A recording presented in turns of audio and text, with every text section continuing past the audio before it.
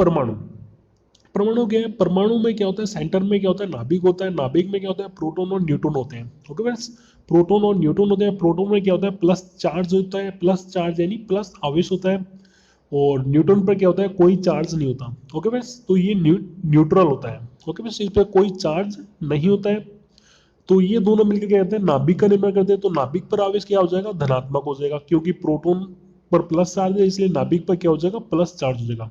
तो नाभिक की खोज किसने की थी, रदरफोर्ड ने की थी, और इस पर आवेश क्या होता है, धनात्मक होता है। ओके फ्रेंड्स, अब इसके चारों ओर क्या होती है, वर्ताकार या दीर्घ वर्ताकार घेरे होते हैं। इन घेरों को हम क्या कहते हैं, कक्षा या कोश कहते हैं। ओके फ्रेंड्स, तो इन जो घेरे होते हैं वर्ताकार या दीर्घ वर्ताकार, उन्हें कक्षा या कोश कहते हैं। ओके फ्रेंड्स, तो पहली कक्षा को हम नाम दिया हमने के, जिसे n बराबर क्या लिखते हैं, एक, यानी कक्षा संख्या क्या हो जाएगी, एक।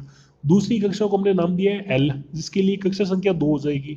तीसरी को हमने नाम दिया है एम, जिसके लिए कक्षा संख्या 3 हो जाएगी। चौथी को हमने नाम दिया है एन, कैपिटल एन, जिसके लिए कक्षा संख्या क्या हो जाएगी, 4। ओके फ्रेंड्स, अब इन कक्षाओं में हमें इलेक्ट्रॉन ज्ञात करने का सूत्र क्या हो जाएगा, 2n²। एन क्या हो जाएगी, कक्षा संख्या हमें ज्ञात है, 1 2 3 4।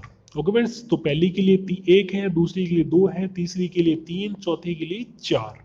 ओके फ्रेंड्स, तो कक्षा संख्या में ज्ञात है। अब हमें इलेक्ट्रॉन की संख्या भी ज्ञात कर सकते हैं। पहली कक्षा में क्या हो जाएगा, n का मान रखिए, एक, एक का स्क्वायर 1 हो जाएगा, 1 इंटू 2 कितना हो जाएगा, 2। तो पहली कक्षा में कितने होते हैं, 2 इलेक्ट्रॉन ही आ सकते हैं। यानी पहली कक्षा में क्या होता है, 2 इलेक्ट्रॉन से ज्यादा नहीं आ सकते दोस्तों। ओके फ्रेंड्स, तो पहली कक्षा में 2 ही इलेक्ट्रॉन आ सकते हैं। अब देखते हैं हम n बराबर 2, तो n का स्क्वायर कितना हो जाएगा, 2 का स्क्वायर क्या हो जाएगा, 4, और 4 इंटू 2, 4 दूनी 8। तो दूसरी कक्षा में कितने इलेक्ट्रॉन आ सकते हैं, 8 इलेक्ट्रॉन आ सकते हैं। दूसरी कक्षा में 8 इलेक्ट्रॉन से ज्यादा नहीं आ सकते। ओके फ्रेंड्स, तीसरी कक्षा में क्या हो जाएगा, 3 3 9, 9 दूनी 18। तो तीसरी कक्षा में क्या होता है, 18 इलेक्ट्रॉन ही आ सकते हैं। 18 इलेक्ट्रॉन से ज्यादा नहीं आ सकते। ओके फ्रेंड्स, और चौथी कक्षा में के लिए क्या हो जाएगा, 4 का स्क्वायर 16, और 16 दूनी 32। चौथी कक्षा में क्या होते हैं, 32 इलेक्ट्रॉन तक ही आ सकते हैं, 32 इलेक्ट्रॉन से ज्यादा नहीं आ सकते। तो दोस्तों, अभी तक जितने भी तत्व खोजे गए उनके इलेक्ट्रॉन इन 4 कक्षाओं के अंदर ही समायोजित हो गए हैं। ओके फ्रेंड्स, अन्य 5वीं कक्षा की अभी तक आवश्यकता नहीं पड़ी है। ओके फ्रेंड्स, जितने भी तत्व खोजे गए उनके इलेक्ट्रॉन इन 4 कक्षाओं में ही भरे जा चुके हैं। ओके फ्रेंड्स, तो अब हम चर्चा कर लेते हैं इलेक्ट्रॉन बिंदु संरचना के बारे में। तो इलेक्ट्रॉन बिंदु संरचना क्या है, तत्व के महत्तम कोश में उपस्थित इलेक्ट्रॉनों को बिंदु के रूप में तत्व के चारों ओर प्रदर्शित करना इलेक्ट्रॉन बिंदु संरचना कहलाता है। उदाहरण, इन तत्व के बाह्यतम कोश कौन सा हो जाएगा, जिसमें अंतिम इलेक्ट्रॉन भरा जाता है। तो बाह्यतम कोश कौन सा हो जाएगा, जिसमें अंतिम इलेक्ट्रॉन भरा जाता है। और इस बाह्यतम कोश को दूसरा कोश कौन सा कहते हैं, संयोजकता कोश। तो इसे हम क्या कहते हैं, संयोजकता कोश भी कहते हैं। ओके फ्रेंड्स, तो इसे हम क्या कहते हैं, संयोजकता कोश भी कहते हैं। बाह्यतम कोश को हम संयोजकता कोश भी कहते हैं। तत्व के बाह्यतम कोश में उपस्थित इलेक्ट्रॉनों को बिंदु के रूप में तत्व के चारों ओर प्रदर्शित करना इलेक्ट्रॉन बिंदु संरचना कहलाता है। उदाहरण, मैग्नीशियम और क्लोरीन। तो मैग्नीशियम में आप देख लीजिए, इसका परमाणु क्रमांक कितना होता है, मैग्नीशियम का 12। जिसका जितना परमाणु क्रमांक होगा उसमें उतने ही क्या होंगे, इलेक्ट्रॉन होंगे। तो मैग्नीशियम में इलेक्ट्रॉन भी कितने हो जाएंगे, 12। तो पहली कक्षा में कितने इलेक्ट्रॉन भरे जाते हैं, 2। तो 2 से ज्यादा पहली कक्षा में नहीं आते, तो 2 इलेक्ट्रॉन पहली कक्षा में हम भर देते हैं। ओके फ्रेंड्स, अब दूसरी कक्षा में कितने आते हैं, 8 इलेक्ट्रॉन। तो दूसरी कक्षा में हम 8 इलेक्ट्रॉन भर देते हैं। तो दूसरी कक्षा में क्या होते हैं, 8 इलेक्ट्रॉन से ज्यादा नहीं भरे जा सकते। ओके फ्रेंड्स, अब हमारे पास बचे 2 इलेक्ट्रॉन। 10 इलेक्ट्रॉन भर दिए हमने, पहली में 2, दूसरी में 8। अब 2 इलेक्ट्रॉन बचे हैं, वो क्या होंगे, तीसरी कक्षा में चले जाएंगे। तो अंतिम इलेक्ट्रॉन किस में जा रहा है, तीसरी कक्षा में। ओके फ्रेंड्स, वही क्या हो जाएगा, इसका बाह्यतम कोश हो जाएगा। ओके फ्रेंड्स, तो इस बाह्यतम कोश, ये बाह्यतम कोश हो जाएगा। ओके फ्रेंड्स, तो इसे ही हम क्या कहते हैं, संयुक्त कोश भी कहते हैं। तो इसके बाह्यतम कोश में कितने इलेक्ट्रॉन हैं, 2। तो तीसरा इसका क्या हो जाएगा, बाह्यतम कोश हो जाएगा। तो इसमें 2 इलेक्ट्रॉन आए हैं बाह्यतम कोश में, तो इसे ही हम क्या कहते हैं, बिंदु के रूप में हमने 2 इलेक्ट्रॉन इसमें प्रदर्शित कर दिए। इसी हम क्या कहते हैं, इलेक्ट्रॉन बिंदु संरचना कहते हैं। इसी प्रकार हम देखते हैं क्लोरीन। क्लोरीन का परमाणु क्रमांक कितना होता है, 17। तो इसमें इलेक्ट्रॉन भी कितने हो जाएंगे, 17। तो पहले में कक्षा में इलेक्ट्रॉन 2 आ जाएंगे, दूसरी में 8 आ जाएंगे। ओके फ्रेंड्स, अब इसमें बचे 7 इलेक्ट्रॉन। तो 7 इलेक्ट्रॉन क्या होंगे, तीसरी कक्षा में आ जाएंगे, क्योंकि जो तीसरी कक्षा में कितने इलेक्ट्रॉन आ सकते हैं, 18 तक इलेक्ट्रॉन भरे जा सकते हैं तीसरी कक्षा के अंदर। ओके फ्रेंड्स, तो तीसरी कक्षा में 7 इलेक्ट्रॉन आ गए, तो अंतिम इलेक्ट्रॉन भी किस में आया होगा, 17वां जो इलेक्ट्रॉन किस में आया होगा, तीसरी कक्षा में आया होगा। ओके फ्रेंड्स, तो तीसरा जो सात सात 17वां इलेक्ट्रॉन है वो तीसरी कक्षा में आया होगा। ओके फ्रेंड्स, तो इस तो तीसरी कक्षा में कितने इलेक्ट्रॉन हो गए, 7। तो इन 7 इलेक्ट्रॉन को हमने बिंदु के रूप में प्रदर्शित कर दिया तत्व के चारों ओर, तो इसलिए हम कहते हैं इलेक्ट्रॉन बिंदु संरचना कहते हैं। इसी प्रकार हम दूसरा उदाहरण भी ले लेते हैं, जैसे लिथियम। लिथियम कितने नंबर पे आता है, 3 नंबर पे, तो उसमें इलेक्ट्रॉन भी कितने होंगे, 3। तो पहली कक्षा में कितने इलेक्ट्रॉन भरे जा सकते हैं, 2। तो पहली कक्षा में हमने इलेक्ट्रॉन भर दिए 2। ओके फ्रेंड्स, अब उसमें बचा है 1 इलेक्ट्रॉन, तो 1 इलेक्ट्रॉन दूसरी कक्षा में भरा जाएगा। ओके फ्रेंड्स, क्योंकि पहली में 2 ही आ सकते हैं, तो जो तीसरा इलेक्ट्रॉन है वो दूसरी कक्षा में भरा जाएगा। ओके फ्रेंड्स, तो दूसरी कक्षा में कितने इलेक्ट्रॉन आएंगे लिथियम के, 1। तो इस 1 इलेक्ट्रॉन को क्या करते हैं, लिथियम के ऊपर बिंदु के रूप में प्रदर्शित कर देते हैं, इसे हम कहते हैं इलेक्ट्रॉन बिंदु संरचना कहते हैं। इसी प्रकार आप अन्य तत्वों की इलेक्ट्रॉन बिंदु संरचना बना सकते हैं। ओके फ्रेंड्स, अब आते हैं हम धातुएं एवं अधातुओं की क्रिया। तो धातुएं और अधातुओं की क्रिया कैसे होती है, धातुएं इलेक्ट्रॉन त्याग कर, यानी एक बात दोस्तों ध्यान रखना, जो धातुएं हैं वो हमेशा ही इलेक्ट्रॉन त्यागती हैं, और जो अधातुएं हैं वो हमेशा इलेक्ट्रॉन ग्रहण करती हैं। धातुएं जो होती हैं वो एस ब्लॉक और डी ब्लॉक से संबंधित होती हैं, और जो अधातुएं होती हैं वो पी ब्लॉक के अंदर पाई जाती हैं। ओके फ्रेंड्स, जो अधातुएं होती हैं वो पी ब्लॉक के अंदर पाई जाती हैं। तो धातुएं इलेक्ट्रॉन त्याग कर व अधातुएं इलेक्ट्रॉन ग्रहण करके आपस में अभिक्रिया करती हैं, जिससे उनके संयोजकता कोष पूर्ण हो जाते हैं और एक स्थायी यौगिक निर्मित होता है। ओके फ्रेंड्स, तो इसमें एक स्थायी यौगिक निर्मित होता है। जो इलेक्ट्रॉन त्यागता है उस पर क्या होता है, प्लस चार्ज आता है, और जो इलेक्ट्रॉन ग्रहण करता है उस पर माइनस चार्ज आता है। ओके फ्रेंड्स, तो ये धातुएं इलेक्ट्रॉन त्याग कर व अधातुएं इलेक्ट्रॉन ग्रहण करके आपस में अभिक्रिया करती हैं, जिससे उनके संयोजकता कोष पूर्ण हो जाते हैं और एक स्थायी यौगिक निर्मित होता है। उदाहरण हो जाएगा, उदाहरण देख लेते हैं Mg यानी मैग्नीशियम। मैग्नीशियम का क्या विन्यास क्या हो जाएगा इसका, पहले में 2 इलेक्ट्रॉन भरे, दूसरे में 8 और तीसरे में 2 इलेक्ट्रॉन बचे, तो वो क्या तीसरी में जाएंगे, तीसरी कक्षा में जाएंगे। ओके फ्रेंड्स, तो इसका विन्यास क्या हो जाएगा, 2 8 2। क्लोरीन क्लोरीन का विन्यास क्या हो जाएगा, 2 8 7, क्योंकि पहली में 2 दूसरी में 8, और जो बकाया इलेक्ट्रॉन क्या हो जाएंगे, तीसरी कक्षा में आ जाएंगे। तीसरी कक्षा में कितने आ जाएंगे, 7। ओके फ्रेंड्स, तो 2 8 7। अब ये क्या करते हैं, अपनी संयोजकता कोष को पूर्ण करने का प्रयास करते हैं। तो ये क्या करेगा, 6 इलेक्ट्रॉन इसको करने होंगे। जो स्थायी अवस्थाएं वो होती है वो 2 8 18 32, ये क्या होती है, स्थायी अवस्था होती है। जो ज्यादातर जो इलेक्ट्रॉन है वो इन स्थायी अवस्थाओं को प्राप्त करने का प्रयास करते हैं। तो अब ये मैग्नीशियम क्या करेगा, इसको अपने बाह्यतम कोष में स्थायी के लिए 8 इलेक्ट्रॉन करने होंगे।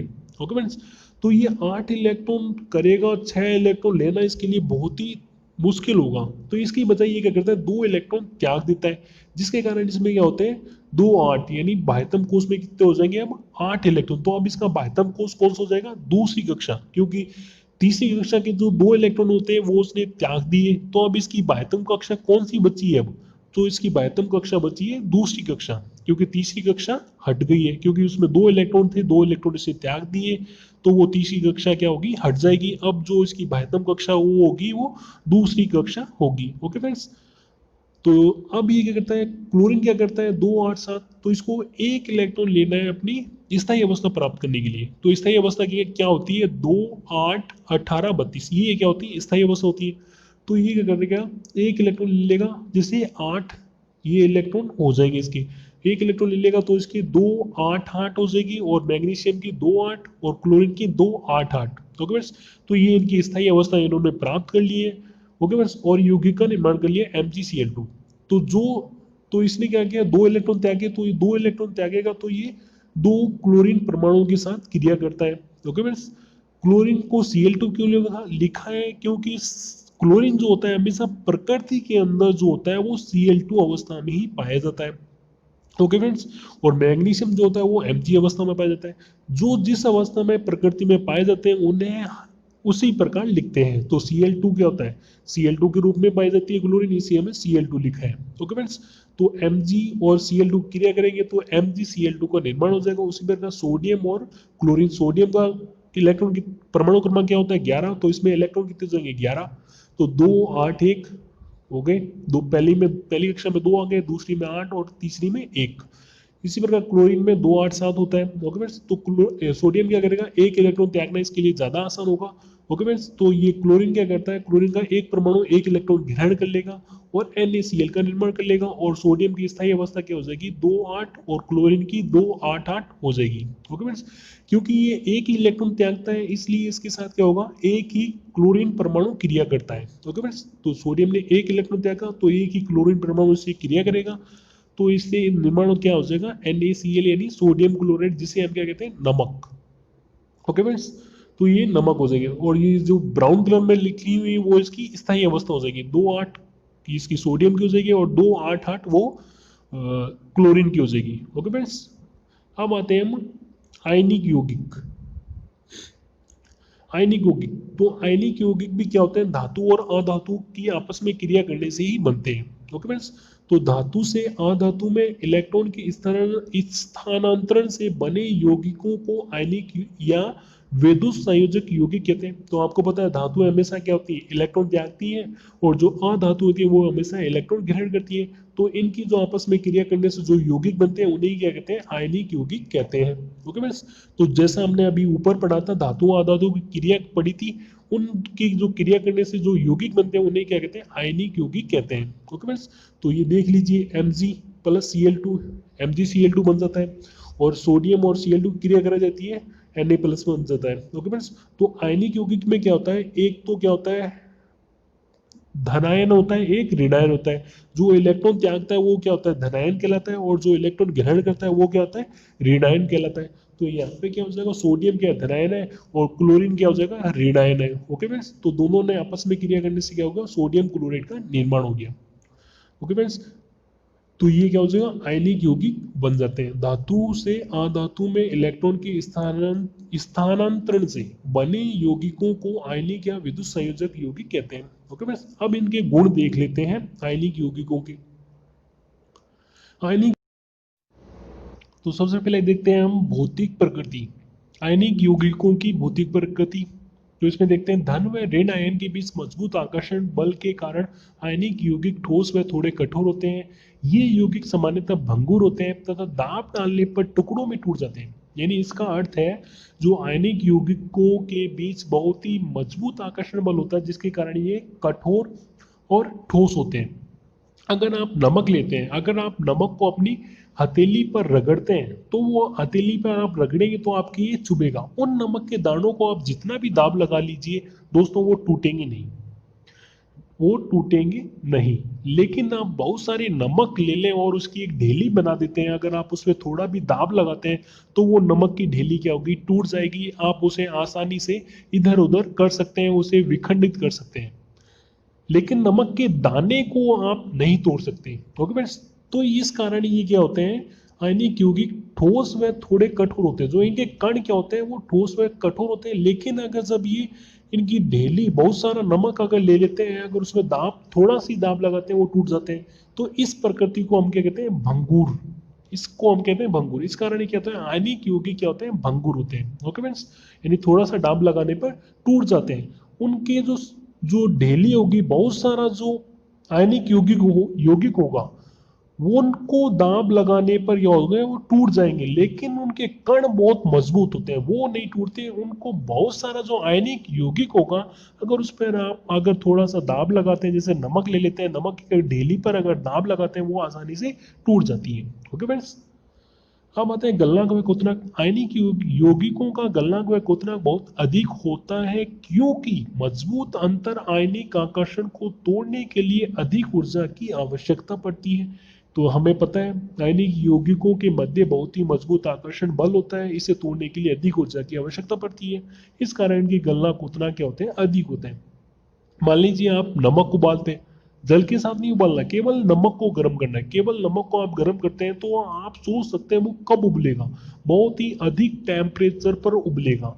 तो इसलिए इनके गलनांक व क्वथनांक क्या होते हैं, अधिक होते हैं। ओके फ्रेंड्स, अब आते हैं घुलनशीलता। जो आयनिक यौगिक सामान्यतः जल में घुलनशील होते हैं, केरोसिन व पेट्रोल आदि जैसे विलायकों में अविलेय होते हैं। जो नमक यानी जो नमक होता है या जो कोई भी आयनिक यौगिक लेते हैं वो जल में घुलनशील होता है, लेकिन केरोसिन पेट्रोल आदि में घुलेगा नहीं। तो आयनिक यौगिकों की ये एक विशिष्टता है कि वो जल में घुलते हैं केवल, बकाया जो केरोसिन पेट्रोल आदि जैसे विलायकों में वो अविलेय होते हैं। ओके फ्रेंड्स, अब आता है विद्युत की चालकता।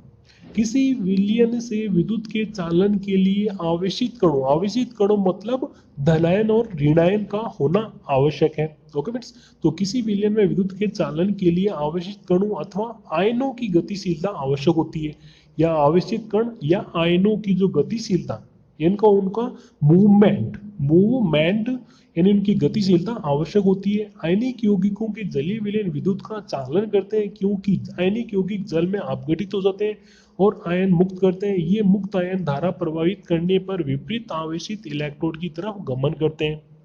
तो अगर आप केवल नमक लेते हैं, सूखा नमक में अगर आप धारा प्रभावित करते हैं तो वो क्या होगा, नमक धारा का प्रवाह नहीं करेगा। केवल सूखा नमक लेते हैं तो वो धारा का प्रवाह नहीं करेगा, क्योंकि उसमें गतिशील आयन नहीं है, गतिशील आवेशित कण नहीं है।